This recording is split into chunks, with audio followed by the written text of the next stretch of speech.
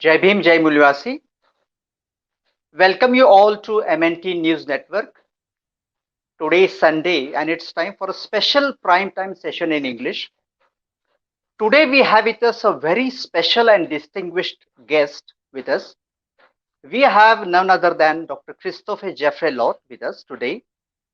He's a well-known French political scientist, research director at the CERI-Sciences, professor of Indian politics and sociology at the King's College London. Apart from the galaxy of important books on Indian politics and his recent book, Modi's India, Hindu Nationalism and the Rise of Ethnic Democracy, has been much discussed nowadays. And we have also met him on a number of occasions as a columnist in the Indian Express and the Caravan. It gives me immense pleasure to have with us Dr. Christophe today with us. And we are going to interact with him on the topic, Hindu nationalism movement and Indian politics. Before we proceed, I request you to share this important video on Facebook and YouTube. Do like, comment, and share this video with all your friends and the personal people you know. And please do comment in the chat box also. Now, I would like to welcome our most distinguished guest. He has been studying and keenly observing South Asian politics for more than 3 decades. His intellectual commitment to this particular subject, backed by extensive empirical data and first-hand experience, will definitely provide valuable inputs to the viewers today. He will enlighten us on the subject, Hindu nationalist movement in India. Sir, I welcome you to MNT News Network. Welcome. Thank you. It's a great privilege to have you amongst us on MNT News Network. Sir, you are a regular visitor of India, and for the last 30 years, you have been associated with all this work, and you have been studying the South Asian politics, and especially India and Pakistan. And you have been taking note of all the developments which are taking place in this particular area. You have a number of you have authored number of books on the Hindu nationalist movement, the caste system, the subaltern movement, democracy, and many other subjects you have tackled. Considering your extensive work in this field of the especially the South Asian studies, especially India and Pakistan, I would like to ask you a very important question.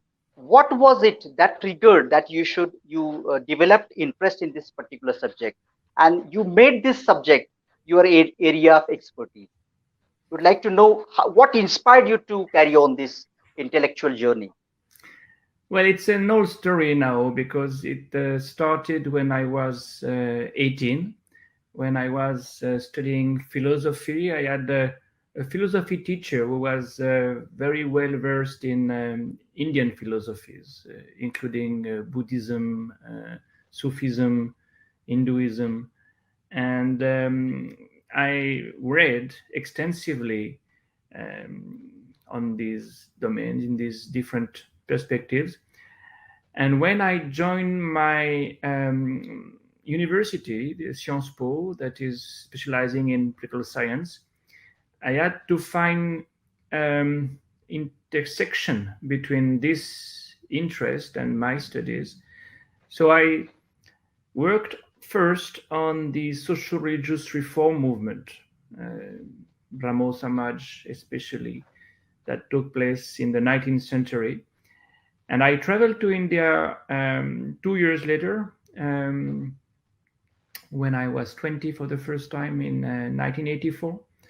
And at that time, you may remember the Ayodhya movement was just beginning. That was the very beginning of the Ayodhya movement. And I found my interest in history, of course, a bit, well, if you want, unimportant compared to what was at stake in the street at that time. So I decided to work on the rise of Hindu nationalism, on the history of Hindu nationalism, and I focused on the Sangh Parivar, and I did my fieldwork primarily in Madhya Pradesh, Madhya Bharat, if you prefer, even western part of Madhya Pradesh. So that's how I did my PhD, and subsequently, because of my fieldwork among Hindutva followers, I discovered the key role of caste, caste being a subtext of Hindutva in many ways. And therefore, I started to work on the backward caste organizations, OBCs, and that was right after VP Singh had announced the implementation of the Mandal Committee report 1990.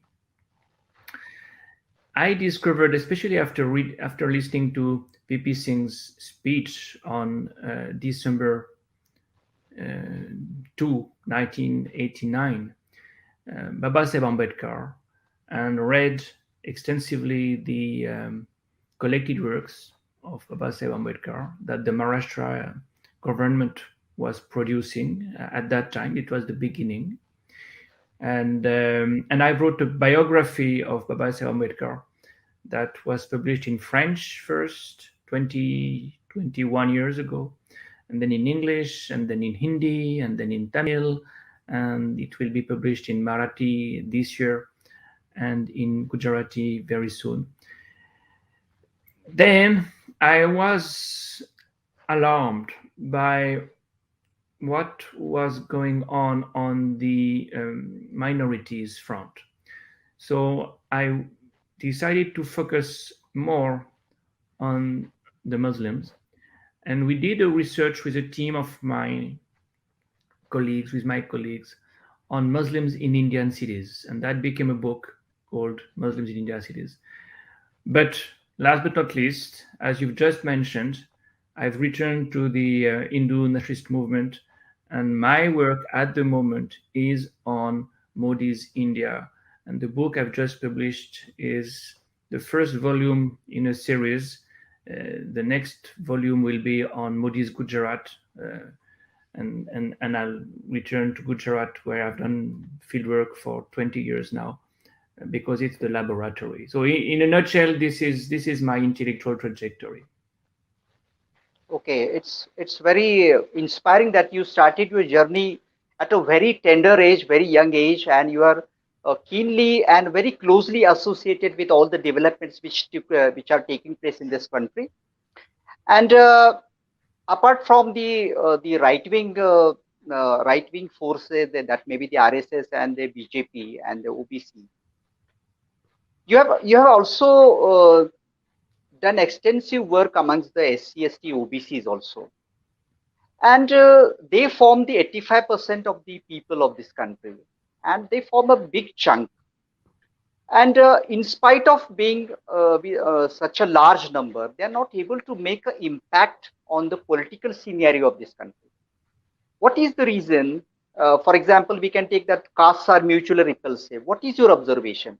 And we would like to know these things from your empirical study and first-hand information. Well, I see two reasons mostly. The first one is divisions between OBCs, within OBCs, and divisions within Dalits. You know, it's exactly what Babasaheb Ambedkar said so many decades ago. There is a caste system within the caste system. There are caste hierarchies within OBCs, within Dalits, what Babasaheb Ambedkar called graded inequality. So within the Dalits, you have, for instance, in Uttar Pradesh, Jatavs, Bangis, Kartiks, so many others. They don't join hands easily. And in fact, when one of the groups is benefiting from reservations, the others are alienated, are resentful and can be easily co-opted. And if you see so many Dalit supporting BJP in Uttar Pradesh, for instance, it's largely because they come from these caste groups, the Bangis, Katiks, Pasis, which have been resentful of the rise of Jatavs. So Jatavs are behind BSP, the others are behind BJP, and the result is that there is no Dalit politics worth that name in Uttar Pradesh. That's one explanation. Another explanation has to do with Sanskritization. You know, this notion of Sanskritization that has been introduced by the Indian anthropologist M.N. Srinivas many years ago remains very relevant. And it designates the imitation of the upper caste by Dalits, by OBCs.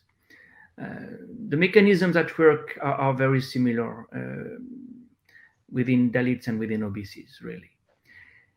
And to imitate the Brahmin makes the Dalits and OBCs very vulnerable to co-option. So among the groups I have just mentioned before, Balmikis, for instance, the craze for Sanskritization makes them almost non-committed to Ambedkarism. And what I've just said about the Dalits can be replicated in the case of the OBCs, you know, divisions and Sanskritization. That works in a very parallel manner, you know. Again, the example of Uttar Pradesh is very revealing. Yadavs will be supporting Samajwadi Party, but non-Yadav OBCs, including Kurmis, Lodis, so many others, will resent the way Yadavs are cornering reservations, are rising to power, and therefore are likely to be co-opted by BJP. And BJP is very good at giving tickets to candidates coming from these groups. So these two, divisions and Sanskritization, are, I think, the first reasons why you don't see the plebeians rising to power, except on some rare occasions, like the Mondal moment. But that's a very, very brief moment of unity. Okay, sir. This is all due to the process of Sanskritization, and that's why the division is there. This is your analysis. Sir, you just spoke about the volumes which are going to come about Modi's India. And this government is often referred to as the Modi government. Please comment on the Modi government's commitment to the constitutional values which we have cherished. Well, on the paper, the Modi government bows to the Indian constitution. And this constitution has not been amended so far, except marginally, well, at least except for one article, Article 370. But in practice, some of the values enshrined in this constitution are not observed the way they used to be observed. You know, in the preamble of this constitution, there is this concept of secularism that is referring to old ethos, the oldest ethos probably of the Indian civilization, something you would find with Emperor Ashoka, Akbar, and of course the founding fathers of the Indian democracy, Baba Saheb Ambedkar, Jawaharlal Nehru. And this notion of secularism is the state will recognize all communities, religious communities, as equal. on a par. Well, that found expression in many symbolic practices, including, just to give you an example, the iftar parties, which were in a way parallel to visits to temples, all kinds of temples, including gurudwaras, of course, including Tirupati, including places of worship. And similarly, the Dargah culture, the Sufi places, were visited by all kinds of prime ministers uh, in the course of history. Well, this is not the case anymore. This is just an example, very small example. But when you seize iftar parties, and when, on the contrary, the Prime Minister of India is himself laying the foundation stone of the Ayodhya temple, he is not observing secularism the way the founding fathers of India had enshrined it in the Constitution of India. But there would be many other examples, and I'm sure we'll return to that in the conversation. Okay, sir.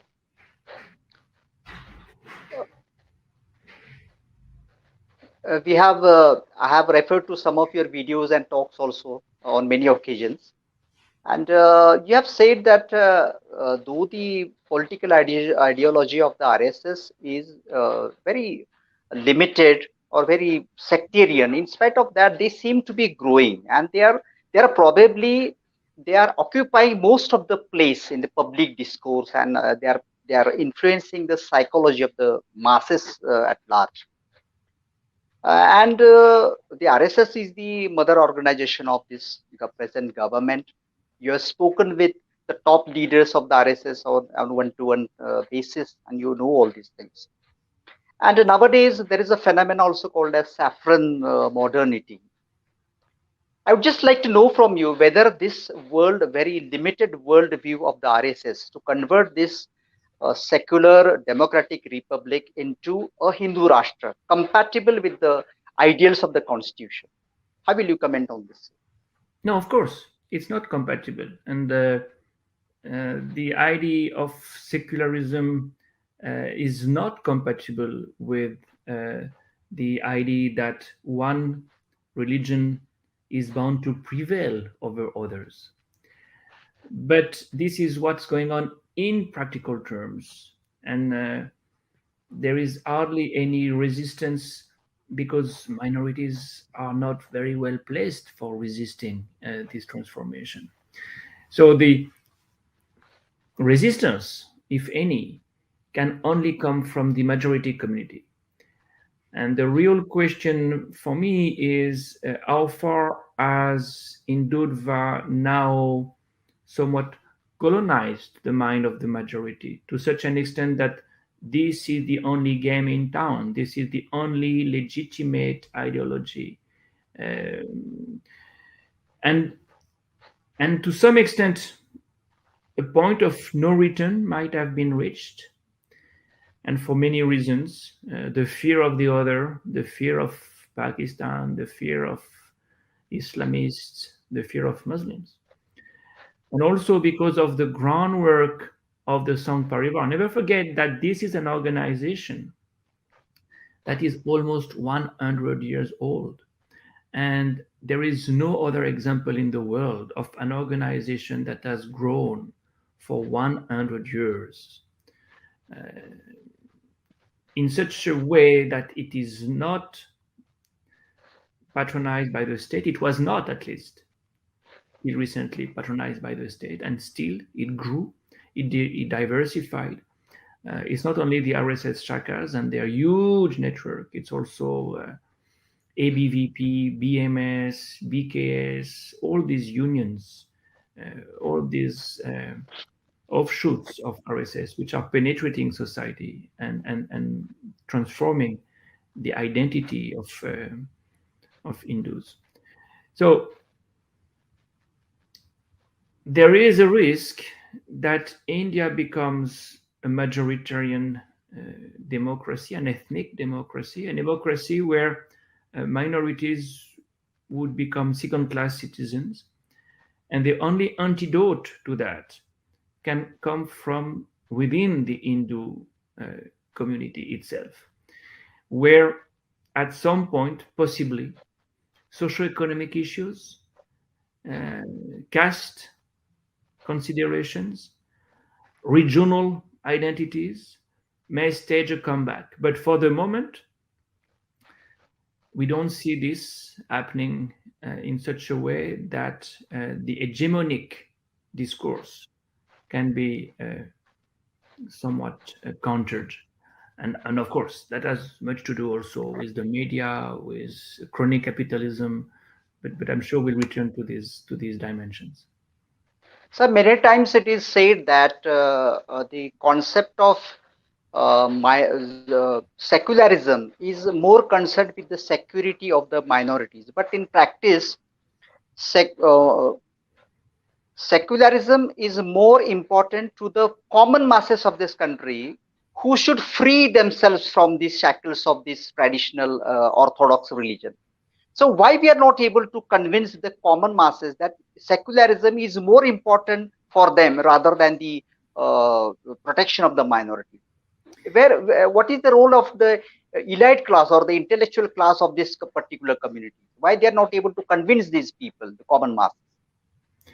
Well, you may say that education and the role of the intellect is not necessarily the most critical variable. I'm not at all convinced that the more educated you are, the more secular you are.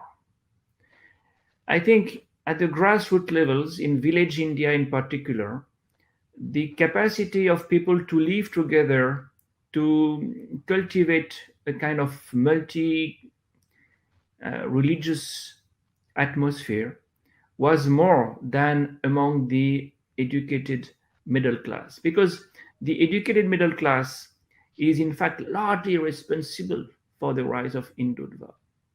And I think for two reasons. One has to do with identity politics, to get an identity in spite of modernization, in spite of urbanization. You want to stick to your Hindu roots, to your traditional identity.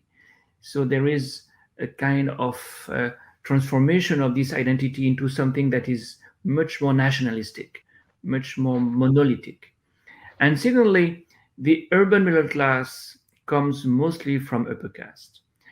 And the subtext of the Hindutva rise to power for me is, uh, if you want, upper caste revenge. It's a post-Mandal development. For many years, between 1990 and 2014, we've seen Mandal 1, we've seen Mandal 2, we've seen the rise of OBCs and Dalits. The BSP phenomenon, when Mayavati took over in 2007, of course, the Kanshiram phenomenon. I interviewed Kanshiram in 1996. It was absolutely fascinating to see that he was in the sense of history. He was at last making, in a way, the dream of Ambedkar a reality. Well, the quotas, reservations, the fact that you had now low caste parties coming up at the state level almost everywhere in the belt, the fact that you had OBC chief ministers almost everywhere also. In 2012, 2013, you had very few upper caste chief ministers left, even by the way, out of the indie belt. So there was a need for a reaction, and the upper caste middle class used Hindutva as an antidote to caste politics. Forget about your caste. Think about your identity as a Hindu first. You're a Hindu first and foremost. And the other is the Muslim, is the Christian. The idea was to reunify the Hindus behind BJP. And mind you, when you look at the social profile of BJP, when you look at the social profile of Modi's government in 2014, in 2019, it's upper caste dominated. You have a real comeback. Upper caste have staged a comeback in Indian politics in in the wake of this Modi wave, and that was the objective. That was the game, the aim at least, and it worked. Sir, in 2003, you had authored a book that is the Silent Revolution, and it was much discussed in our organizational structure also, this book. You had done extensive work about the BSP, the OBC uprising, and all these things. And you might be knowing about BAMSEF, the Backward and Minority Communities Employees Federation. And right now, we have also started the People's Party of India Democratic 2 years ago, 2 3 years ago, and we form the SC, ST, OBC people form the 85% of the population of this country. And what are the ways to bring back the lost glory in the political field and other cultural field? Is there any solution in view? Is there any hope for remaining to come back to the previous times or to regain the lost glory? Well, there is always hope, of course. The solution, as I said, lays primarily in unity, because divisions are undermining the OBC politics and if you want, the plebeians politics at large. But in addition to unity, I would mention the need for a socio-economic agenda. I think that the only way to move forward is to have an alternative agenda to identity politics. And this alternative agenda probably needs to be rooted in socio-economic issues. More equality in terms of access to jobs, where discrimination is rampant. A socio-economic, you can say even a social-democratic agenda against privatization. We've seen how the COVID pandemics has revealed the absence of public health services worth that name. And of course, the poor are the most badly affected when privatization of health results in almost the inaccessibility of doctors, of hospitals, and so on. But these are the issues around which those who have been marginalized can rally and build an alternative on the basis of such considerations. It's possibly the right time for this, but the kind of hegemonic power that is in place will make this battle very difficult, very long, and not necessarily winnable. The situation is really difficult for us because we cannot predict anything on a very concrete basis. So though we have seen the rise of Hindutva politics and Hindu nationalism, we have seen all these things. It's a subject of your extensive study. With the help of constitutional values, what are the ways to counter the upsurge of this kind of nationalism, like composite nationalism or the nationalism which is expected which is enshrined in the Constitution of India? Precisely. This is where this constitution is a blueprint of the alternative agenda. Everything is there. This is a marvelous constitution. The multicultural rights, the rights for minorities, linguistic minorities, religious minorities are there. The um, call for equality, socioeconomic development is there. Directive principles and fundamental rights are charters of socioeconomic development. Uh, so, to be true to these values uh, should be sufficient. To implement these values should be sufficient. Now, when it does not happen, of course, you can mobilize politically and even in the street and demonstrate, but clearly it's not so easy. And we saw that the anti-CA movement finally could not survive. So you have another, I would say, solution to explore, and that is the rule of law. And there is no better body than the Supreme Court for making the Constitution alive. And that's probably one of the institutions that needs to be lobbied. They need to be true to their values, to their mandate, because they, at the end of the day, are the custodian of the values that are enshrined in the Constitution. How can the judiciary perform its duties is something everybody should focus more upon, and not resign oneself to the fact that, well, for the first time in the war, since the emergency, since the 70s, the Supreme Court is not opposing, is not confronting the executive the way it should. Um, that's one of the I would say solutions I would highlight, I would emphasize.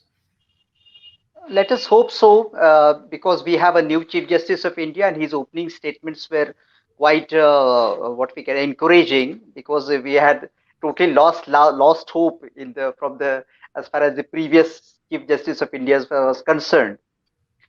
And as far as the judiciary is not representative, and we are pushing for it to be becoming more and more representative, and hope this thing takes place. And as you have said, definitely the role of the Supreme Court as the custodian of the Constitution and the protector of the fundamental rights of the citizens is very important. And in the similar way, the coming elections of 2024 are also very important for the people who believe in the Constitution, the constitutional values. And but many times we have seen that the leaders who are in the political fields, they are not taking proactive steps. They are taking the steps when many things come to a halt. So what proactive steps need to be taken by the Bahujan leaders, take into consideration the 2024 elections? Well, the Dalit parties have always been badly affected by several factors. One, lack of resources. These are among the poorest political parties always. Who gives money to Dalit parties? Certainly not the businessmen who have nothing to expect in return. So that's one first difficulty, problem that can only be surmounted if people contribute. And that was the philosophy of BAMSAFE. When I talked to Kanchiram so many years ago, he said that's how we did it. We had, and you know that, of course, we asked those who have a safe job, who have been employed by the government, who have benefited from reservations. We asked them to contribute financially and, of course, by giving some of their time also to the cause. So that's uh, one of the I would say necessary conditions, not a sufficient condition, but a necessary condition to increase the resources. The second necessary condition, I repeat, is unity. And for unity to prevail, the need is to have an agenda where people will find something for them. And that's why socioeconomic programs, welfare program, welfarist, in fact, program, should be drafted and publicized. And last but not least, a third condition has to do with organization. You remember Baba Saheb Ambedkar's motto: educate, mobilize, Agitate, organize. agitate, organize, you know. And that's something that parties could never achieve in a sustainable manner, in a sustained manner, you know. Even Baba Saheb Ambedkar's parties, the ILP, the SCF, the RPI, were short lived. They were not cadre based parties, never. They relied on his personality. Similarly, BSP has relied on one personality and is paying very dear for that, because Yeah. that's not the way democratic parties work. That's not the way you mobilize people in a sustainable manner. So the third condition is an organization that is truly democratic, in which people would invest their time as cadres and collegially, in a collegial manner. That is not easy to build in 3 years. This is not at all something you achieve so quickly. All the more so as never forget that there are people who are spending most of their time dividing the opposition. And politicians are for sale, always. So to divide the opposition is very easy when you can just blackmail or bribe MLAs or MPs and make them defect from their original party. But BSP has been plagued by defectors with defectors continuously. So the three conditions have to be fulfilled, plus one: resist those who will try to hijack this route to power. This is very challenging. Yes, definitely. It's very challenging. The division amongst the people who want to change and the unity of the people who want to maintain the status quo. This is the very important aspect which you have highlighted. And it's definitely a lesson for the people who want change, that they should keep the differences away and try to forge a greater unity, take into consideration the future challenges which they are facing.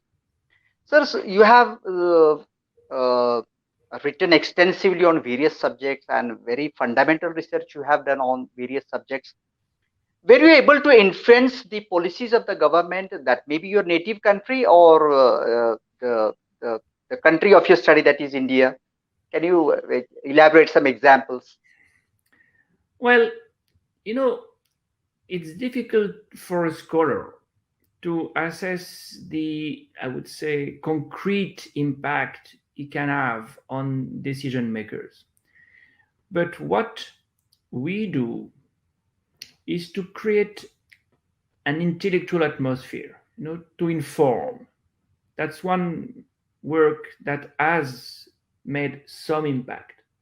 Very difficult to give concrete results of this, but I am absolutely certain that by informing the decision makers, and I keep doing it with, I would say, notes, interviews. We do help. We do make the decision makers aware of what is the context, what is at stake. And secondly, we make them realize that we know about their mischiefs. They know that we know, and that we will tell, and that we will expose. You know, that's not a direct influence, it's again an indirect influence, but it's a very important one. We testify, we write, we expose, we call a spade a Definitely. spade. Definitely, you know what the mischiefs these policy makers are doing, and they know that you know their mischief. That is a very important, and that's definitely a check and balance on these politicians. Sir, I would just like to I would just like to elaborate or just tell you a few names. That may be Amartya Sen, that may be Thomas Piketty, and after gauging after I have come to know that these people, they are influencing the political parties of India as far as the poverty reduction is concerned, or the education is concerned, or the inequalities are concerned. Yeah. Please comment on whether how are you probably you are associated with all these thinkers, and how you look towards all these developments. And Certainly. the, the I problem. worked, yeah, I've worked with these people, and of course, in France, we work with Thomas Piketty. We have done some research together, and in fact, recently also with um, the study of inequalities is one of the studies that is very dear to me. And with Thomas Piketty, we studied, for instance, the way Muslims were lagging behind more and more. The way they are losing ground socioeconomically. But it's much easier for economists than for political scientists to do this kind of surveys and to exert this kind of influence. My work is more political. I'm more looking at political institutions, geopolitical developments. In fact, this is probably where you can see the more direct influence of political scientists. For instance, today we speak a lot about the Indo-Pacific. How far is the Indo-Pacific the new strategy of the West, of my government, of the EU, European Union? So we have started an observatory of the Indo-Pacific, and we interview people from the region, from India, from Japan, from Australia, to precisely present my government and other governments with a view from the country itself, from the countries itself. That's the kind of information that scholars can provide. And I think it's also very important because, from a distance, you somewhat anticipate reactions which are not necessarily relevant. The kind of vision Europe has of the Indo-Pacific is not necessarily the kind of vision India has of the Indo-Pacific. So this is where we have a role of being intermediaries, hyphens in a way. But similarly, I have started another observatory of the Indian democracy. All this is online, by the way. It's very easy to Google and find all these websites, and they are all in English. So this observatory of the Indian democracy is another way to testify. We are interviewing people who are close to the Bhima Koregaon accused, and we ask them, tell us who they are, what were they doing before going to jail. Because in the West, especially, people don't know. People don't know who is Anantel Tumbe. People don't know who is Arun Ferreira. People don't know who is Gautam Navlaka and who was Father Stan Swami. So to build an archive, to testify, to make information available, I think is part of our job. We are scholars. It's a scholarly work based on facts, based on data that we interpret along according to some theories. But the theories in that particular case are less important than the empirical material. And hopefully it helps. Hopefully it makes. At least don't they can't say we did not know. And this is our role. Nobody will be able to say we did not know. We did not know who was Father Stan Sami. Yes, you did. And if you did not do anything, it's for other reasons, not ignorance. And I think it's a very important role that the intellectuals play to dispel the excuse of not knowing. Now, this is exactly what Bertolt Brecht said. Bertolt Brecht, as you know, was this German theater person who was anti-fascist, anti-Nazi in the 30s, 40s. And he said, I'm not writing for making things change today. I'm writing to make sure that you will not be in a position to say, I did not know. And you should be ashamed. I'm writing for making you ashamed. Well, it's partly something the scholars are doing. It's not the whole story, but it's part of the story. Definitely, the role of scholars like you is very important to bring forth the truth to the people and make people realize the facts which are there, and they cannot take the excuse that they don't know. It's very important, sir. Sir, as far as Hindutva nationalism is concerned, vis-a-vis the directive principle of state policies, in which the idea of a welfare state is enshrined, will this concept of welfare state take a great beating in the Hindutva nationalist plan? Well, What will be the fate of this yeah, welfare state idea? it's a very good question. It's a very good question. In my book, I have a chapter on this, and I've called it well-being versus welfare state, because on the Hindutva side,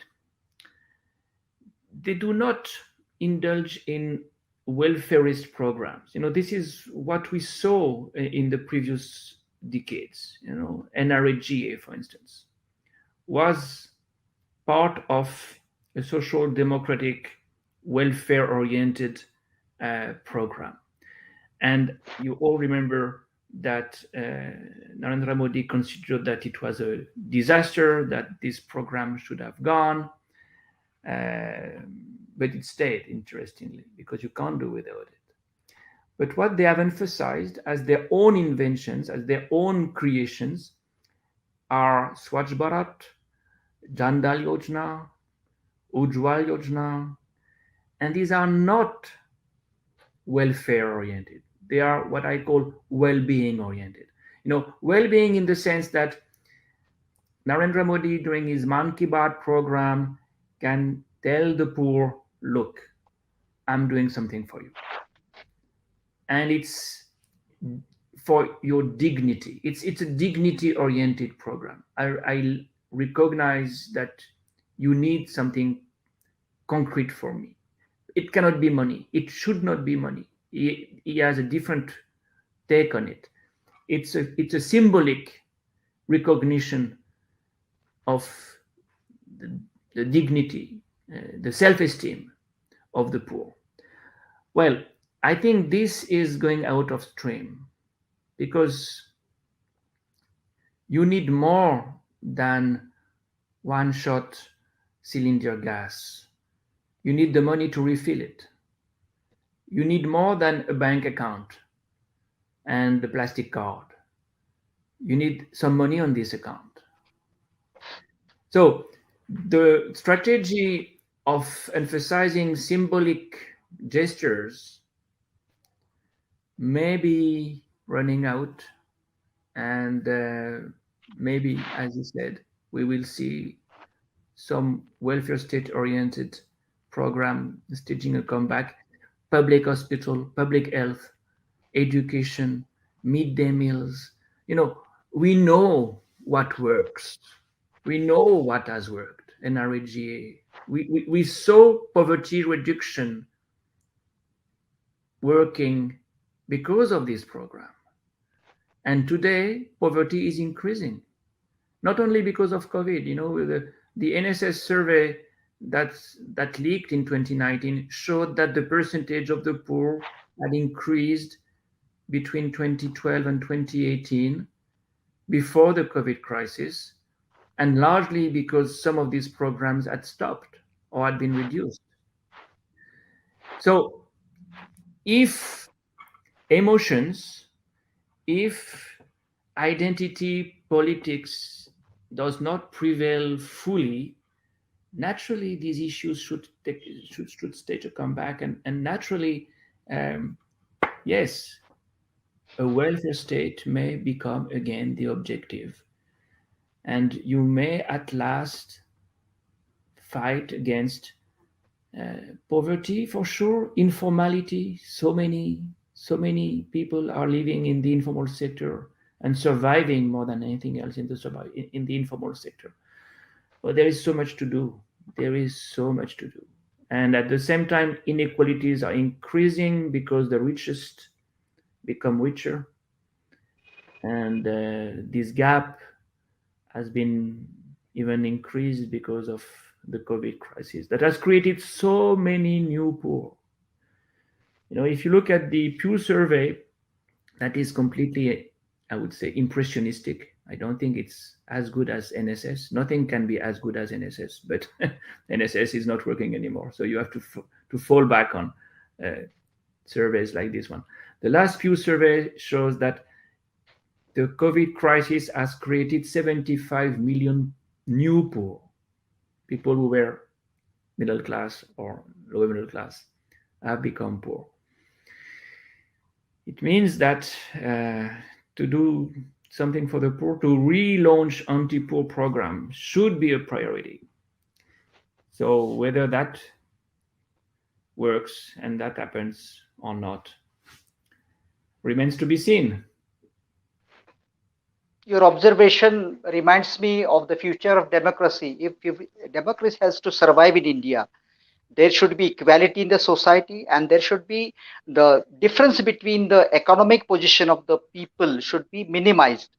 And that is, I heard some of your videos, and in that video, you have given an example of Sweden. That in Sweden was a very unjust society once, but now it has become a very just society, and equality is more seen in Sweden. That is the only hope. And with this, I would like to uh, uh, ask you for the concluding remarks and a message to the organization, to the intellectual people of the Bahujan Samaj for their future. Well, I've already said many things, so I will add only one thing briefly. Um, when you see what Babasaheb Ambedkar did, what Kanchiram did, you see how people who have benefited from the system, from education, from reservations, and who, in spite of benefiting from the system, have spent their life for those who had not benefited yet.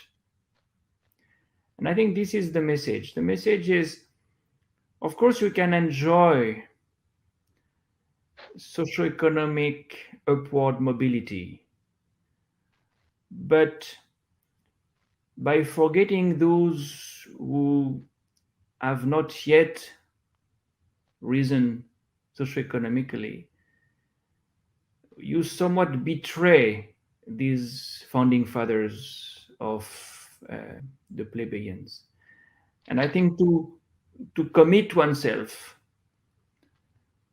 to help those who are lagging behind, the children of the ghetto, as Ambedkar used to say, is certainly something that everybody can do. And you don't need to spend all your life and spend all your money. No, only a fraction of it, only a fraction of your time and a fraction of your money. And of course, by remembering those who have initiated this path, who are getting a little bit forgotten these days, but who are really sources of inspiration. Yeah, that is the only thing I would add. Definitely, sir. This reminds me of Dr. Babasaheb Ambedkar, who was able to speak one to with the intellectual giants at that time. That may be the Round Table Conference, the Southborough Commission, or that may be any commissions which he faced. That may be his knowledge about the constitution or the federal structure. All these things, we know everything, and this creates a hope. And after looking at you, after talking with you, after having interaction with you, all your intellectual journey inspires us, that and it creates hope in our minds. And this underlines the importance of scholarship which we have to develop in the society. And unless and until we are not able to do this, we cannot challenge the system the way the elite people from the Bahujan Samaj should have done. In the same way, you have reminded us of the educated classes, the people who have taken the benefit of the reservation policy and who have become affluent, and in spite of that, they are working for the people who are less privileged, or who are left behind. And that is a very important thing. The same thing we have been doing for many years together as far as our organization PAMSIF is concerned.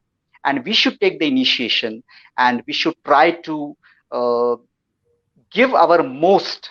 We are blessed people, and we should try to change the system for a more egalitarian society. Thank you very much. We had a very nice talk. It was very inspiring, and for the future generations, you are definitely a very glaring example of scholarship, a glaring example of commitment, a glaring example of the commitment to basic human values. Thank you very much, sir. Thank you, Vinod, and thank you, Ashish, for this invitation.